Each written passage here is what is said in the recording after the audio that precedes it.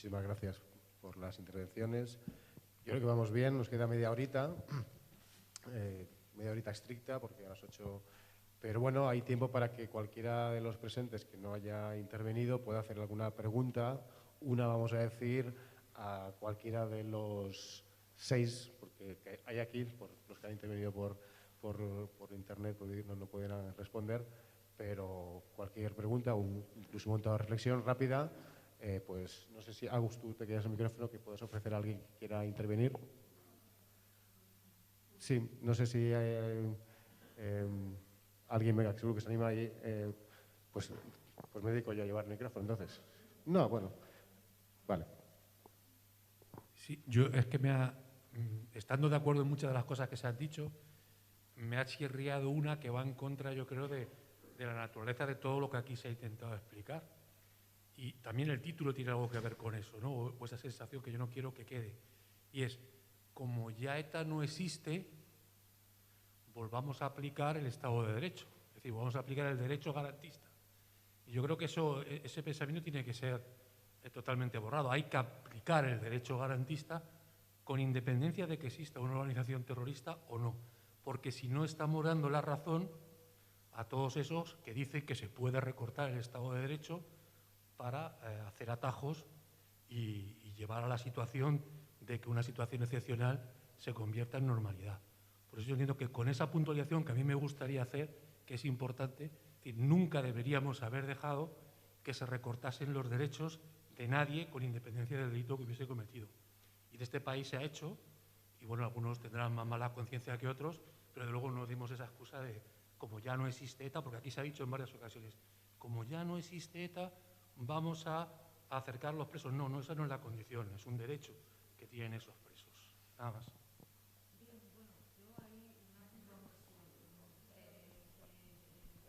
No quiero, de verdad, simplemente me ciño a lo que dicen los tribunales. Y los tribunales, de momento, eso no lo catalogan como un derecho. Es así. Es así. Además, ahora saben que la competencia con respecto al traslado la tienen los juzgados de lo contencioso, y hay una sentencia reciente la pude ver ayer porque quise ver un poco cómo estaba el estado de la cuestión, una sentencia de Madrid, de la Sala de lo Contencioso del año 2002, creo que mayo, que vuelve a reiterar que no es un derecho el acercamiento.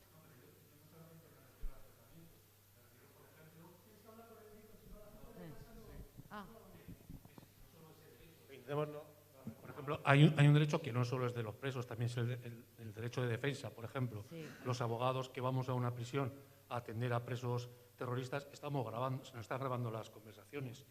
Esa excepcionalidad, luego algún juez ha creído que también se podía hacer con otro tipo de delincuentes, y claro, la han echado de la carrera judicial, pero porque lo excepcional se convierte en normal.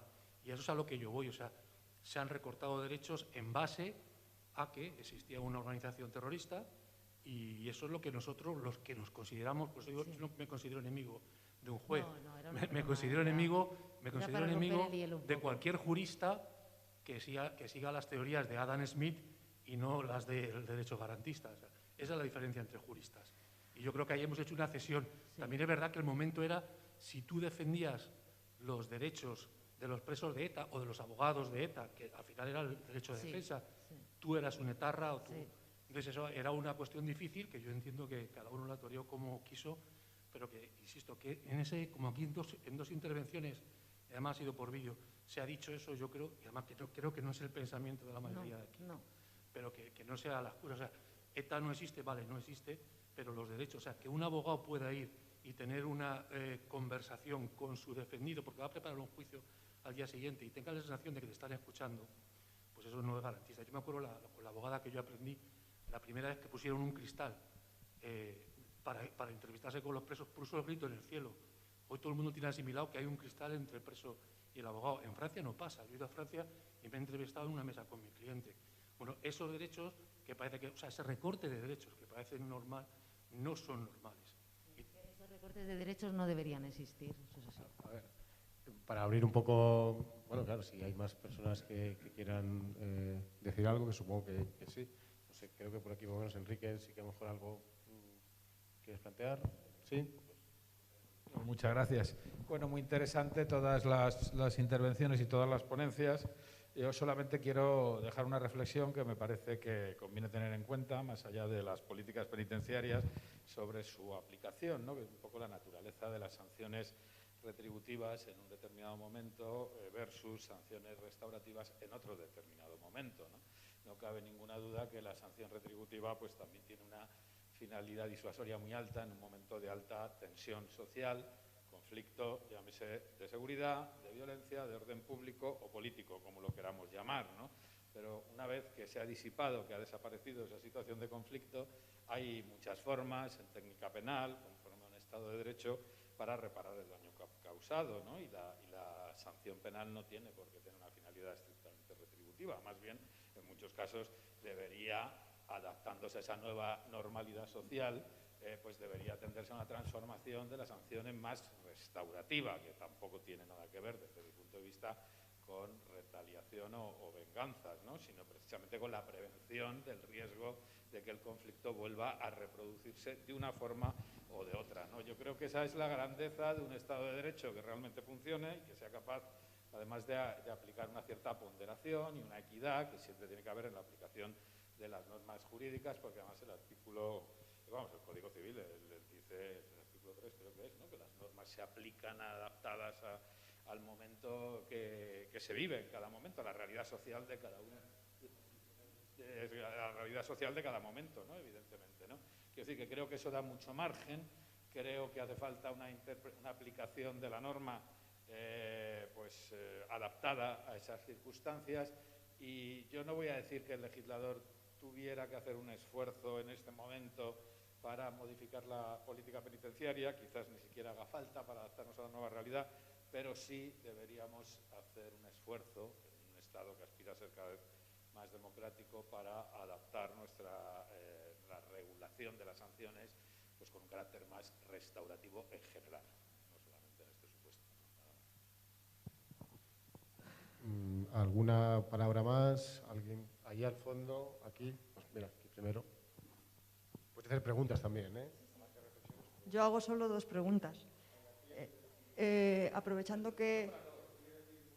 Es que tampoco tengo muy definido quién me la puede contestar. O sea, como hay un público de juristas, pues yo quería hacer una que es muy precisa, cuál es la diferencia entre el artículo 100.2 y el 117, que, bueno, pues no acabo de diferenciar.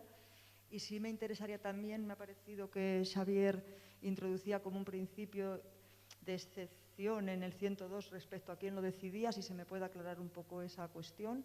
Y luego, otro tema, ya centrándonos en la cuestión del País Vasco y la nueva política penitenciaria, sí me gustaría un poco también pensar si creéis que algo de esto pasa, no tanto por una reforma ahora de la ley, pero sí por las competencias de prisiones al País Vasco, o cuáles son las dificultades, o no sé, o sea, plantear un poco también esa cuestión, como pregunta a la sala o a quien quiera contestar. Algunos, Amaya, Marta... La pregunta que hacías, el 117 me pillas, no sé ahora mismo de memoria qué es lo que dice. La otra cuestión es, el artículo 100.2 es simplemente un sistema de flexibilización, no supone la puesta en libertad de esa persona y, por lo tanto, cualquier recurso de apelación contra una aplicación del 100.2 era resuelto por la sala ordinaria de apelación, no por la sala que hubiese condenado. Sin embargo, a partir de la aplicación del 100.2 a los presos del Procés, lo que se hace es cambiar la competencia y pasar la competencia para decidir sobre el 100.2 a la sala que ha condenado. Esa es lo que ha mencionado Xavier. Ese cambio de competencia al limón de, bueno, es decir, no estoy de acuerdo con cómo se está aplicando el artículo 100.2 y lo que hago es arrogarme la competencia sobre esa cuestión. Porque yo trabajo en prisiones y sí he notado que el 100.2 llevaba mucho tiempo funcionando, pero solo a raíz del proceso es cuando se ha empezado a hacer una cuestión con el 102 y me tenía esa duda de dónde está la dificultad, que por la que ahora hay tantos jueces o tantas cosas dándole vueltas al 100.2. Porque en el caso caso de los presos del proceso se ha aplicado un 100.2 más lleno de contenido que en otros casos, ¿no? Porque yo misma era la que comentaba que muchos presos están en el artículo 100.2 porque ya era insostenible mantenerlos en primer grado, porque incluso estaban haciendo vida en regímenes en módulos de segundo grado. Eso es, entonces ya era insostenible la situación y les ponen el artículo 100.2 para justificar ese mantenimiento en primer grado, pero no tiene ningún contenido, no va a ninguna parte. Y eso es la realidad, no solo yo conozco la de los presos y presas vascas, pero creo que es muy amplia esa realidad de que el 100.2 pues es un terreno de nadie o un terreno de nada, ¿no? En cambio, en el caso de los presos del proceso, el 100.2 era realmente una flexibilización que acercaba mucho ya a un tercer grado. De las competencias del sistema penitenciario por parte del Gobierno vasco, aparte de la senadora o el diputado de H. Bildu que está aquí, alguien, digo, como es una cuestión un poquito más política, pero vamos, yo creo que cualquier persona o de la mesa o cualquier otra que pueda hacer una valoración que a mí me parece interesante, no sé. Sí. Bueno, en la medida que pueda responder, la transferencia pendiente de las instituciones penitenciarias al País Vasco únicamente es una transferencia de gestión, es decir, no implica tantas prerrogativas como puede tener el tema catalán, por ejemplo, ¿no? Entonces, en principio es una transferencia únicamente de la gestión, en un principio. Es cierto que, bueno, posiblemente cambiaría algo, no sé, pero realmente en esencia, en este momento no es más que eso. Y bueno, y de hecho la transferencia de prisiones todavía, como sabéis, pues todavía está como lejos, se ve, en un principio. Bueno, porque llevamos 40 años y todavía están pendientes unas cuantas transferencias, entonces pensar que en un corto plazo se pueda tener, pues creo que es pensar excesivamente en positivo. Estaría muy bien, pero creo que es excesivamente positivo, ¿no? Si hemos tardado 40 años en que se vayan cumpliendo poquito a poquito algunas, ¿no? Y bueno, pues todo va muy despacio en ese terreno y bueno, no es muy...